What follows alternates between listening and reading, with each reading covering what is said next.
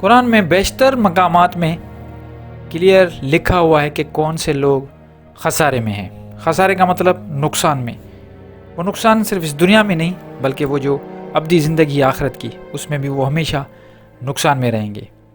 اور اسی طرح اس کے بالکل برعکس جن لوگوں نے کامیابی حاصل کی اور جو کامیابی حاصل کرنے والوں کی نشانیاں ہیں ان کو بھی بیان کیا گیا ہے۔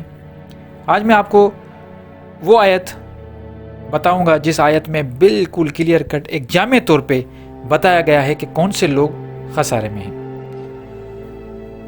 اعوذ باللہ من الشیطان الرجیم، بسم اللہ الرحمن الرحیم۔ الذین آتیناہم الکتاب یتلونہ حق تلاوتہ اولئک یؤمنون بہ ومن یکفر بہ فاولئک ھم الخاسرون۔ سورہ بقرہ کی 121 نمبر آیت، 121 نمبر آیت ہے جس کی میں نے تلاوت آپ کے سامنے کی ہے، آپ نے جو ہے نا وہ سنی۔ اس آیت میں اللہ تعالیٰ فرماتے ہیں جنہیں ہم نے کتاب دی، الذین وہ آتیناہم الکتاب جن کو ہم نے کتاب دی، یتلونہ الحق وہ پڑھتے ہیں حق کے ساتھ جو اس کا حق ہے، تلاوتہ۔ اب یہاں پہ یہ جو لفظ ہے تلاوتہ، تلاوت کرنا، ہم یہ سمجھتے ہیں کہ تلاوت کا مطلب پڑھنا۔ اب پڑھنے لفظ جو ہے اس کے لیے قرآن میں یتلو کا تلو کا استعمال ہوا ہے، اقرا کا استعمال ہوا ہے، یہ مختلف لفظ ہیں، اور ساتھ ہی ساتھ یہ لفظ بھی استعمال ہوا ہے تلاوت۔ اب تلاوت کا مطلب یہ ہے کہ ایک چیز پڑھی جائے اور اس کو فالو کیا جائے۔ جب ایک چیز کو آپ پڑھیں اور اس کو فالو کریں تو وہ چیز ایکچولی اس کو تلاوت کی جاتی ہے۔ اکثر میں قرآن کو پڑھنے کا حق یہ ہے کہ آپ اس کو پڑھیں اور پڑھنے کے ساتھ ساتھ اس کو فالو کریں، اس کو تلاوت کہا جاتا ہے۔ اولئک یؤمنون بہ، اور وہ لوگ ہیں جو اس کے ساتھ ایمان رکھتے ہیں، اس کے ساتھ کس کے؟ قرآن کے ساتھ۔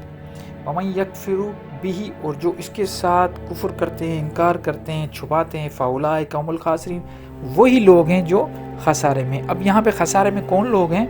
یہاں پہ دونوں کو بتایا گیا ہے کہ مومن کون ہے اور خسارے میں کون ہے۔ خسارے میں وہ لوگ ہیں جو اس کو حق کے ساتھ نہیں پڑھتے۔ حق کے ساتھ پڑھنے کا مطلب یہ ہے کہ اس کی تلاوت کرنا اور اس کو فالو کرنا۔ آپ تلاوت کرتے جائیں، فالو کرتے جائیں۔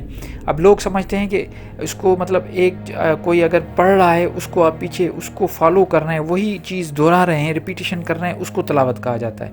یا آپ ڈائریکٹ قرآن کو پڑھتے جا رہے ہیں، جیسے میں نے ابھی تلاوت کی تو آپ نے ایک جو ہے نا کوئی بھی آیت اگر آپ پڑھتے ہیں تو آپ سمجھتے ہیں کہ یہ تلاوت ہو رہی ہے۔ تلاوت کا جو مفہوم وہ کلیئر کٹ یہ ہے کہ جو آپ پڑھ رہے ہو اس کو اپنی عملی زندگی میں جیسے آپ اس کو عمل کرو گے، عملی زندگی میں اس کو ڈھال لو گے تو اس کو کلیئرلی تلاوت کہا جائے گا۔ اب اور اس کتاب، اس تلاوت، اس ساری جو کچھ لکھا ہوا ہے اس میں اللہ کے جو بھی کلام ہے اس کے ساتھ جو مومن ہیں وہی ہیں، وہی ایمان لاتے ہیں۔ اور جو کفر کرتے ہیں، جو اس کو چھپاتے ہیں، اب دیکھیں کفر کا مطلب یہاں پہ دونوں میں آ رہا ہے۔ ایک تو ایسے لوگ ہیں جو چھپاتے ہیں، ایک تو بالکل جواب دے دیتے ہیں کہ نہیں ہم تو مانتے ہی نہیں ہے اللہ کا کلام ہے۔ دوسرے ایسے لوگ ہیں جو مانتے ہیں کہ یہ اللہ کا کلام ہے لیکن اس میں بہت ساری ایسی جو میننگز ہیں ان کو چھپا دیتے ہیں، یا اپنے مکتبہ فکر کو بچانے کے لیے اپنے آپ کوئی جو ہے مختلف فرقوں کی بات کر رہا ہوں، میں کسی ایک فرقے کی بات نہیں کر رہا، مختلف فرقوں کے جو بھی علماء ہیں وہ اپنے اپنے دین کو، اپنے اپنے جو ان کے کانسیپٹس ہیں ان کو بچانے کے لیے وہ کیا کرتے ہیں کہ اس کو جو ہے نا چھپا دیتے ہیں، اس کی میننگز کو، وہ اس کو عجیب بریکٹ لگا کے اپنی مرضی کے مطابق اس کی معنی نکالتے ہیں۔ تو یہ بھی ایک کفر کا حصہ ہے۔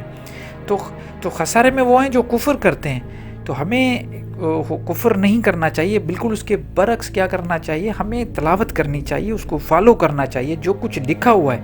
یہ ایک آیت ایسی نہیں ہے، میں قرآن شریف میں یہ 6000 سے اوپر آیتیں ہیں، وہ ان سب تقریباً جو اس میں میجورٹی آیتیں ہیں اس میں یہ لکھا ہوا ہے کہ یہ کتاب جو ہے یہ آپ کے لیے ہدایت ہے، اس کو فالو کرو، پڑھو، غور فکر کرو، بار بار بتایا گیا ہے۔ اور میں میں نے جب سے یہ قرآن کو پڑھا ہے سمجھنے کی کوشش کر رہا ہوں، میں صرف یہی دیکھ رہا ہوں چیزیں کہ اس میں بار بار وہاں سے مجھے جو فیلنگ اور میسیج آ رہا ہے وہ یہی آ رہا ہے کہ اس کو پڑھنا چاہیے، اس کو سمجھنا چاہیے۔ وہ ایک چیز آپ کے گھروں میں پڑی ہوئی ہے، آپ اس کو کیوں نہیں استعمال کرتے؟ ہم استعمال بھی نہیں کرتے، نہ اس کو پڑھتے ہیں، نہ سمجھتے ہیں، بس اس کو ایک ریڈنگ کر کے، ریسائٹیشن کر کے اس کو ایصال ثواب کا ایک بنیاد بنائی ہوئی ہے کہ اگر آپ اس کو صرف ریڈ کرتے جائیں گے اور اس کو صبح کو اٹھ کے نماز پڑھ کے اور اس کے بعد میں آپ قرآن شریف کو کھول کے اور آپ نے کوئی 1-2 سورت یا 1-2 منزل پڑھ لی، 1-2 رکوع پڑھ لیے، تو ایصال ثواب کے لیے بہت یہ عمدہ چیز ہے۔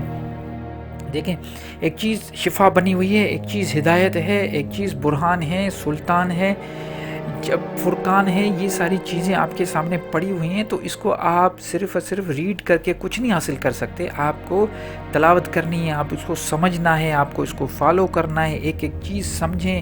اور دوسرا بات یہ ہے کہ جب آپ کو سمجھ میں آ جاتا ہے، اس کی آیت سمجھ میں آئی، اس کے بعد پھر آپ اپنی زندگی میں اس کو لاگو کرو، اس کو آپ اپنی زندگی میں اسٹیبلش کرو۔ وہی آیت، کوئی بھی ایک چیز، کوئی بھی ایک آیت آپ کو سمجھ آئے، اس کے بعد پھر لوگوں کو جا کے اس کو بتاؤ۔ پہلے خود کرو، اس کے بعد لوگوں کو بتاؤ۔ ایسا نہیں ہے کہ آپ خود یہ جو آپ پڑھ رہے ہو اور آپ سمجھ بھی رہے ہو، لیکن آپ خود اپنی زندگی میں اس کو نہیں اتار رہے، لیکن یہ ہے کہ آپ لوگوں کو کہتے پھر رہے ہو۔ جیسے اکثر یہ جو ہمارے سو کالڈ نمازی ہیں، وہ نماز پڑھ کے جب آتے ہیں تو خود تو نماز پڑھ کے صرف آ گئے، کوئی عمل نہیں، اور پھر دوسرے لوگوں کو کہتے رہتے ہیں کہ آپ نماز نہیں پڑھتے ہیں، بے نمازی یہ ہے، بے نمازی وہ ہے، نماز پڑھا کرو۔ بھائی، نماز آپ نے تو پڑھ لیا، تو آپ نے اپنی زندگی میں کیا کیا اس قرآن میں جو کچھ لکھا ہوا ہے، کیا اس میں آپ نے کچھ عمل کیا؟ وہ کوئی اسٹیبلش نہیں کیا، صرف نماز اسٹیبلش کر کے 5 وقت وہاں سے مسجد سے ہو کے آتے ہیں اور لوگوں کو دعوت تبلیغ دیتے ہیں۔ دعوت تبلیغ دینے کا مقصد یہ ہے کہ اپنی زندگی میں ایک آیت کو لاگو کرو، اس کے بعد اس کو آپ دوسرے لوگوں تک پہنچاؤ۔ تو خسارے میں بچنے کے لیے ہمیں کیا کرنا ہے؟ اسی قرآن کو ہدایت سمجھ کے اس کو فالو کرنا ہے، اس کو پکڑ کے چلنا ہے۔ اور جب بھی ہمیں سمجھ میں کوئی بھی چیز آ جاتی ہے، اللہ کی طرف سے ہدایت تو اللہ ہی دیتا ہے، اللہ کی طرف سے جب آپ کو کوئی بھی قرآن کی آیت سمجھ میں آتی ہے، اپنی زندگی میں لاگو کرو، اس کے بعد پھر دوسرے لوگوں تک تبلیغ کرو۔